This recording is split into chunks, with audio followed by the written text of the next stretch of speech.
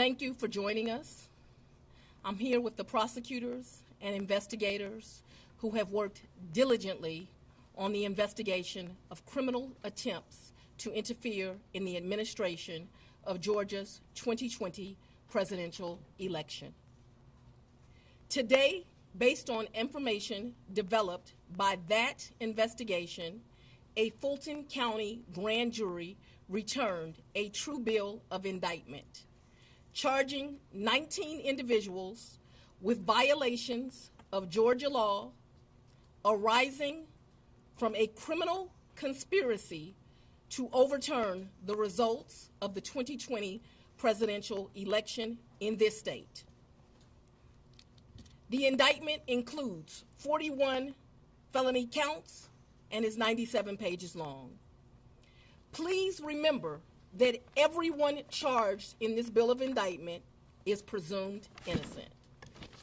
Specifically, the indictment brings felony charges against Donald John Trump, Rudolph William Louis Giuliani, John Charles Eastman, Mark Randall Meadows, John Cheeseborough, Jeffrey Clark, Jenna Lynn Ellis, Ray Stallings Smith III, Robert David Cheeley, Michael A. Roman, David James Schaefer, Sean Micah Tresher Steele, Stephen Cliffgard Lee, Harrison William Prescott Floyd, Travion C. Cootie, Sydney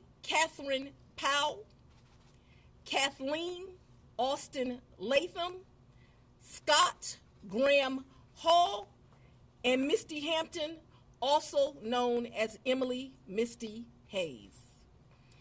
Every individual charged in the indictment is charged with one count of violating Georgia's Racketeer, Influenced, and Corrupt Organizations Act through participation in a criminal enterprise in Fulton County, Georgia, and elsewhere to accomplish the illegal goal of allowing Donald J. Trump to seize the presidential term of office beginning on January 20th, 21.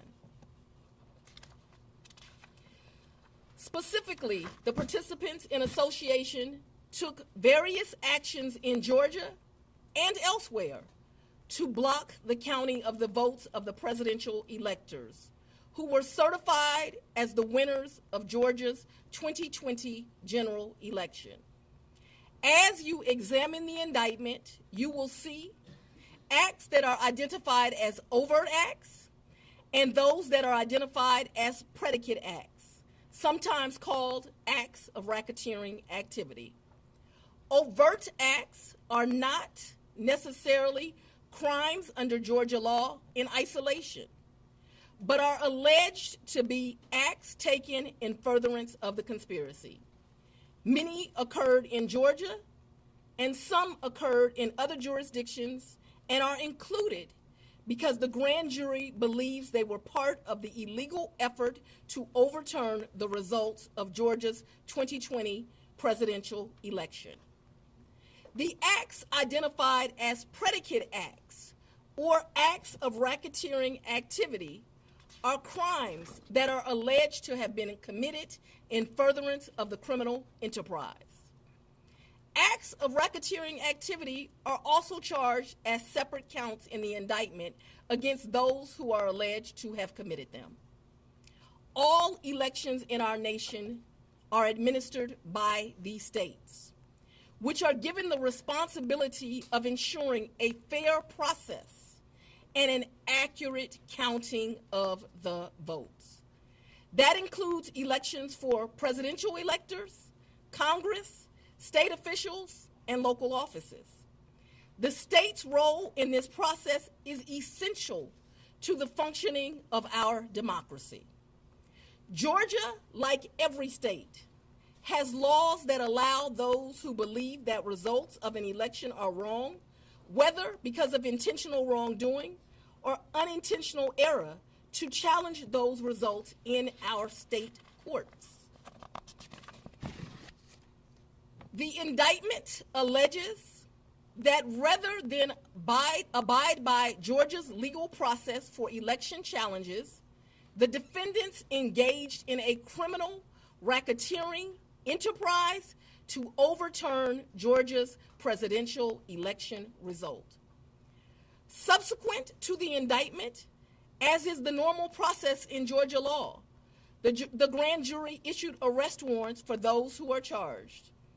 I am giving the defendants the opportunity to voluntarily surrender no later than noon on Friday, the 25th day of August, 2023.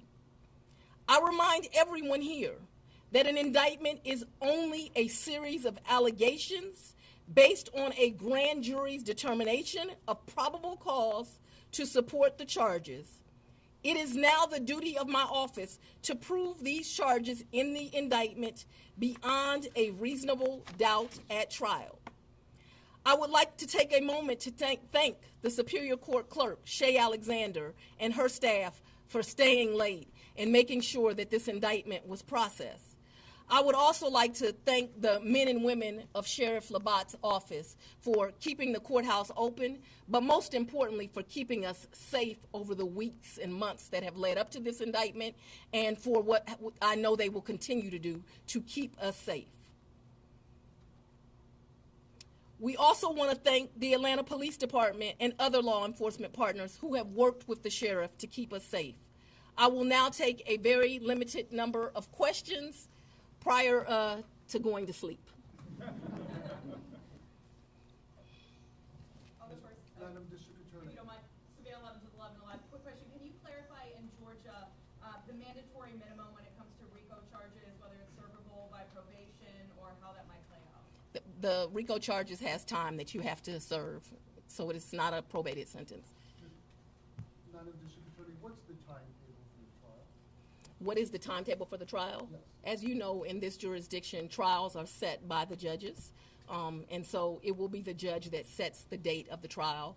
This office will be submitting a proposed scheduling order within this week. However, that will totally be at the discretion of the judge. And you want to be you're the fourth jurisdiction now to indict Donald Trump. You would be the fourth one to try him, or could you move it up? You want to be the first to try him? I don't have any desire to be first or last. I want to try him and be respectful for our sovereign states. We do want to move this case along, and so we will be asking for a proposed order that occurs a trial date within the next 6 months. Madam District Attorney, earlier today there was a fictitious document, according to the Fulton County Clerk's Office, that was circulated online with charges against former President Donald Trump. That fictitious document matched exactly the charges that we now see in this indictment. Can you tell us more about that document leak?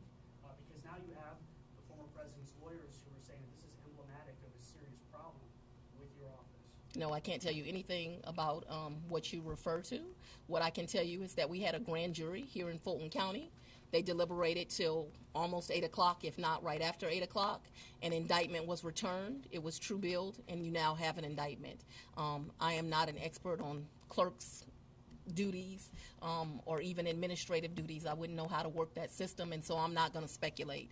Next question. Have you had any contact with the special counsel about overlap between these cases, and do you intend to try all of these defendants together?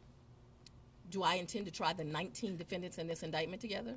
Yes. And have you had any contact with the special counsel about the overlap between this indictment and the federal indictment? I'm not going to discuss our investigation at this time. I'm going to take. What do you make of the arguments made by former President Trump that this is a politically motivated indictment? I make decisions in this office based on the facts and the law. The law is completely nonpartisan. That's how decisions are made in every case. To date, this office has indicted, since I've been sitting as a district attorney, over 12,000 cases. This is the 11th RICO indictment. We followed the same process. We look at the facts, we look at the law, and we bring charges. When you tried this case yourself, Has the Ms. jury Willis? been cleared?